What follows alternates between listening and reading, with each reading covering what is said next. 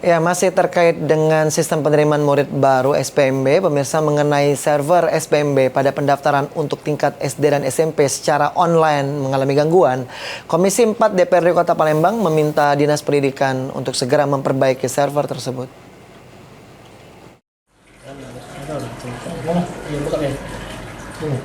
Sistem penerimaan murid baru SPMB yang dibuka Dinas Pendidikan Kota Palembang untuk tingkat sekolah dasar SD dan tingkat sekolah menengah pertama SMP secara online mengalami gangguan server. Menanggapi hal tersebut, Wakil Ketua Komisi 4 DPRD Kota Palembang, Mas Agus Saiful Padli, mengatakan terjadinya gangguan pada server SPMB hal tersebut karena banyaknya masyarakat yang melakukan pendaftaran sehingga melebihi kapasitas server. Pihaknya telah meminta tim dari Dinas Pendidikan Kota Palembang untuk segera memperbaiki server yang mengalami gangguan tersebut agar masyarakat dapat mendaftar. Aplikasi yang hari ini servernya bermasalah, kami sudah mengkonfirmasi ke Kepala Dinas Pendidikan bahwa ini kan pendaftaran ini kan bareng.